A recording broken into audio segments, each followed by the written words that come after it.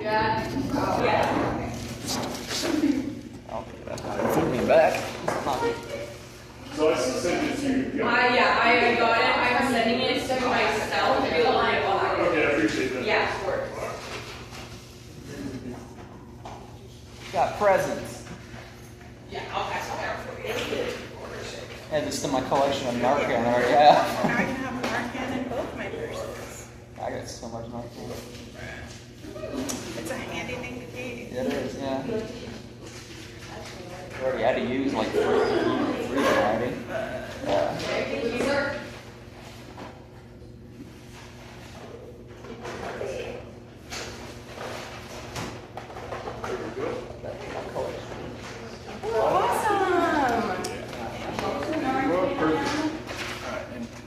That's a two, hell yeah. What was that? Oh, thank you. A flyer for her. Oh, yeah. Oh, she was in the last one. Oh, I got one more.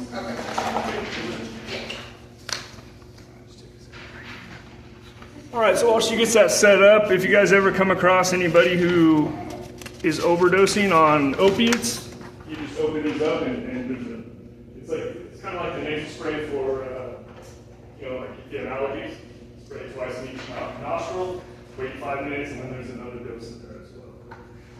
And if you look on your brochures, this is, so I'm doing Jake's Journey Home. There's some stats on the back. And on the front, they're doing an annual benefit. I will be speaking there as their main speaker. You said you're going to be speaking there for their main speaker? Yeah. Oh, cool. It's a pretty big event. There's going to be a couple hundred people there. Okay. Sweet. So, here. Yeah, we're just All right, so yeah, I'm doing Jake's Journey Home. Let's see here. This lady is Jean. I chose this agency because this woman was a part of my experience while I was homeless the past 2 years. Let's see here. She's really special. She her agency is really important because she actually goes out to the encampments. She connects the agencies to the actual people in need out in the trenches, basically.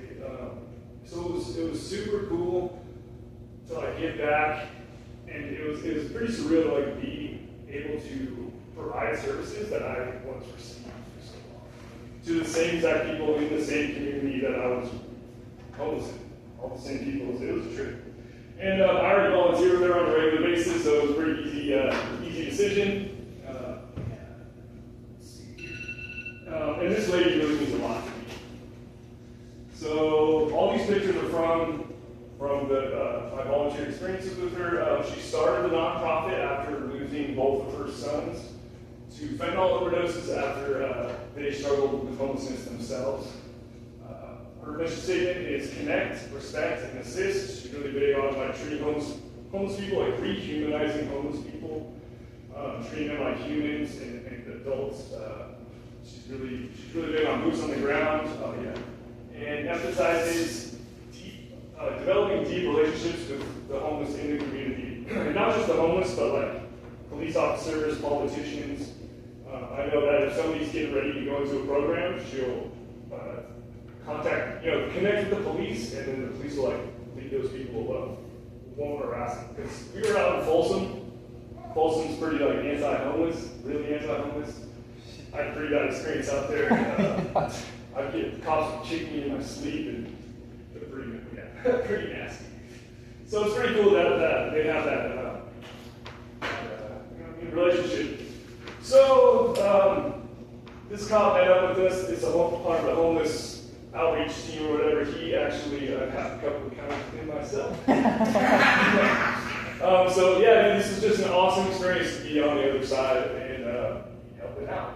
So what it looks like was Monday through Friday, starting at 9 a.m., which is what we did.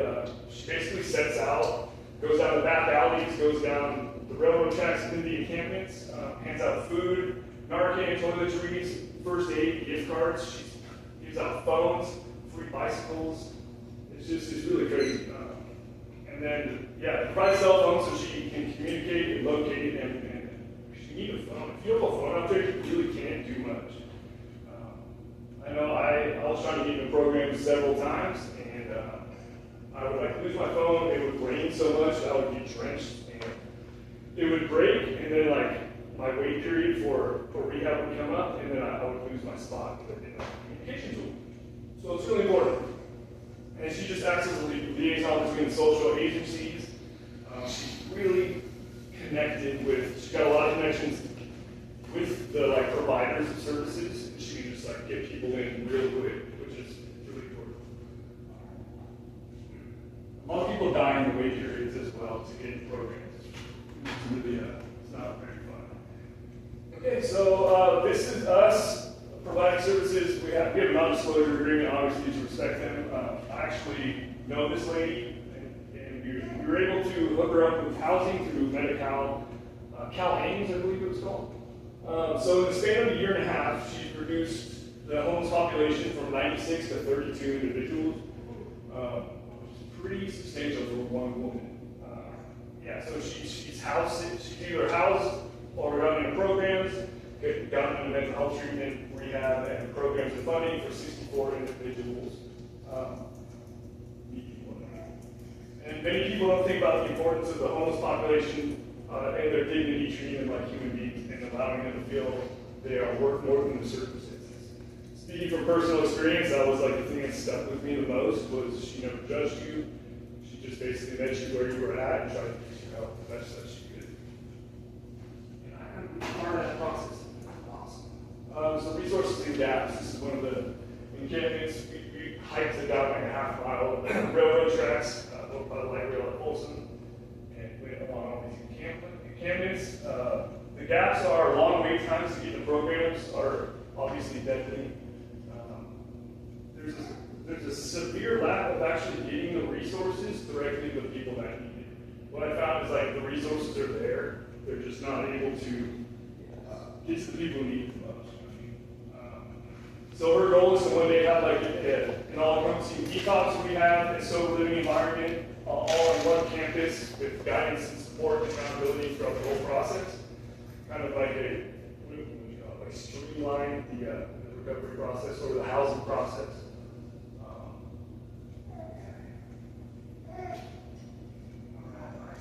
And this is just some guy who's interested in what we were doing. Yeah, so like I said, it was pretty surreal to have been on the other side, being able to assist in providing the exact resources I used to receive. Every person we met, I had previous relationships with while on the streets. Pretty interesting, like most people, they didn't really react too much. They were just like, oh, I thought you were dead. You know what I mean? Which I thought they were like, whoa, it's not good, but yeah, it's just how it is out there. Mm-hmm. People disappear, and then it's like, that's just what happens. So yeah, I hope it inspired somebody to see that it is possible. I know it probably, like, somebody you used to run with, if you see that they can get out and like actually succeed and start college and be housed and doing some stuff, I'm sure it's easier to relate than like a woman who's never gone through it. Even though she does incredible work, you know, it was an honor to be by her side. I was able to answer questions that like the lady for helping get housed. She was curious like how difficult it's going to be in the first few months, the detox process, and like what to expect. Which I didn't have when I was going through it, so I hope that helped. I said that. We were able to help at least one person sign up to get into housing, and it just means a lot to me. So, let's see, here's some more. Yeah, key takeaways. Biopsychosocial model is key, all-encompassing. You need to take care of the health, mental health, physical health, and spiritual health, basically. And yeah, like I said, the resources are there. The issue is ensuring it reaches the intended population. Accountability and follow-through is very important. You can't just like give them keys to a house and then be like, okay, good luck, you guys. Really need follow-through and accountability. There always are going to be a population who are out to maybe take advantage and not ready yet. So in order to succeed, you really need to follow through. There's a lot of suffering out there in our very own community. A lot of times you don't see it. Experiencing it firsthand is something I'm deeply passionate about because I know what's going on.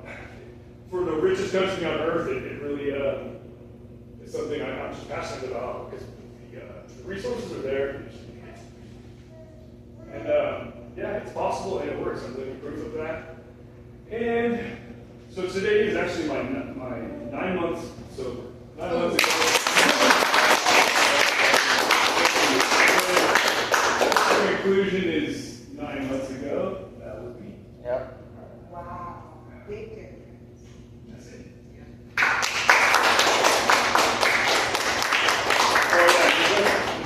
Oh, wow.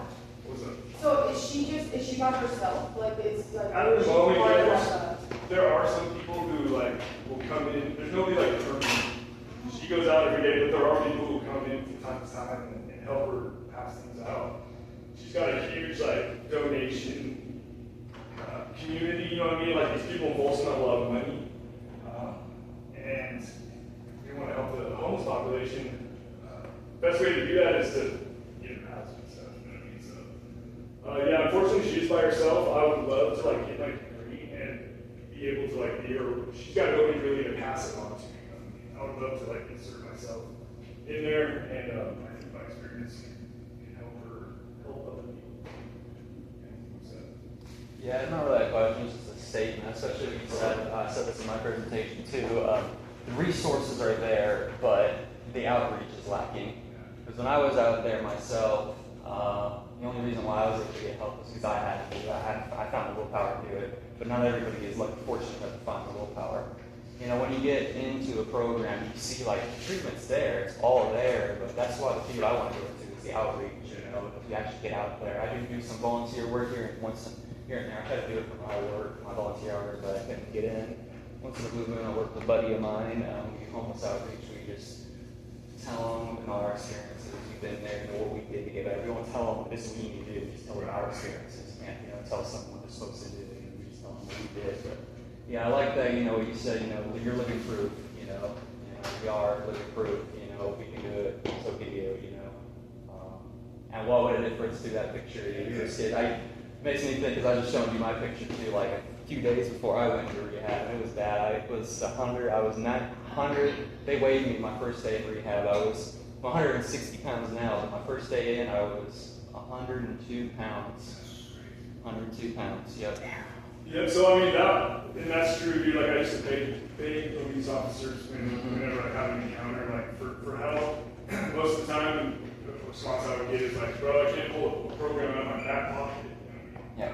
So like, they're just unfortunately like really desensitized and hard-headed. I understand they have a lot of probably rough encounters with homeless people, but it is essential to have people that actually. Because when I was out there without a phone and stuff, oh, sorry. No, you're fine. Yeah, without a phone and all that, it's a whole different. It's like you're living in a different country. You have no access to news, no transportation. You're basically outside of society. You're basically invisible. So Yeah. it's extremely difficult. There's a stigma around it. Right. We're seeing that when you're out there and you're in your addiction, and you're on the streets, people see you, especially people, who are more fortunate, maybe come from money or, never really had that kind of struggle before. They look at you, kind of just a waste of space, scum, society, they don't really. Like it's a choice. Yeah, like it's a choice. Like get your Yeah. shit together, they don't really understand.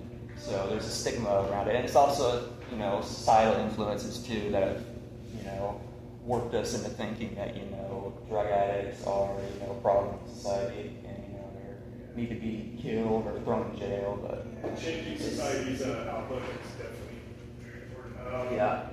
Really good.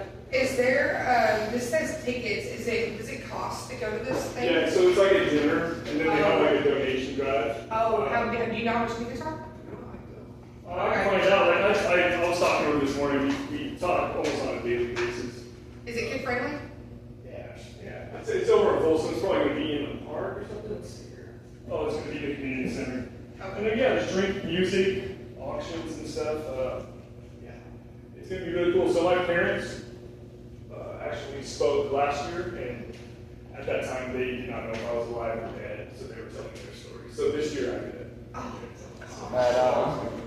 Yeah, what's that? More of a statement too. Like when you said like people out there just disappear and that's just how it is. Like that should give me chills. Like that's crazy. It is. just, that's what really, it's been a tough journey, going from like your life having no value to trying to like, going to college and like trying to re-socialize myself. Yeah, perfect. After being Yeah, isolated perfect. for so long. Yeah, perfect. And getting that self-worth back and stuff has been really tough. If you don't mind me asking, how old are you?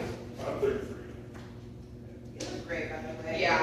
I mean, I just- that picture, oh my gosh, like, I was what? right. I figured like I might as well start taking care of myself. You look like you work out, you like Try. healthy. Yeah. I see it. Yeah, what's up? Yeah. Being out there, like in the role you were, how did you feel that the officers were responding to you guys? When I was homeless? No, as you're homeless, it sounds like it wasn't a positive Right. experience, but then in this space, was it? So like he didn't recognize who I was. I didn't let him know who I was. Oh, okay, yeah. So, but yeah, so you just get treated totally different. Yeah. You gotta be treated like a human. Yes, Yeah. it's really blew my mind because I'm from like a upper middle class suburban family. I grew up in gated communities. Yeah. So like it really blew my mind that that journey all the way down to the bottom. And I met people who were born on the streets, had no other life, and can't even fathom anything other than being on the streets. Yeah. Someone wanted to add to that too, they act like when the way they treat you too is totally different. So let's say you have a problem. Let's say if you're in a good situation, but let's say you have a drinking problem and you go into a program then, or maybe you are an officer, you're a cop, and you're saying go into rehab. They support you all the way. They're all like, oh yeah, you need to get help. We support you. We get it. It's a problem. But the second you lose your home and you're out on the streets, it's totally different. Oh, you're a piece of shit. You're a waste of space. Yeah, You're no it's just advocates. totally different. Yeah. You have no advocates, you really don't have to do lack power, you know what I mean? So people can get away with a lot. So I'll share a pretty crazy story we saw all the time. What really made me like drop everything and change my entire lifestyle was I witnessed somebody getting murdered. Everybody left in there to die, nobody gave a shit. So I tried my best to help them. The police refused to come to the area we were at for they're worried for their safety or whatever. Yeah. So I carried this kid a half mile to the meeting point. There's helicopters overhead and stuff. The kid was begging me to help him, and he passed away before I could get him to the police officers. They didn't fingerprint me, they didn't search me, they interviewed me for 5 minutes. I was the last one with this kid's body. And then they just let me go, and nothing ever happened. That's fucking interesting. Yeah. Like they didn't touch the. They didn't try. They don't care. Yeah, because it's just another. Yeah, It's just another- 27-year-old kid. Because he doesn't serve any purpose to society. Well, he was also black, he was gay, Yeah. and he was homeless. Doesn't serve That'll do it. any doesn't serve- Yeah, 3 strikes for him. It's real, dude. I mean, there's one thing there's a story behind every homeless person. That's crazy. We don't want to bro, that's your job. Like, that's your whole job. Like, There's a whole you side just of protect, society that people don't see. No, there's not. It's a dark life. So. Bam. That was good.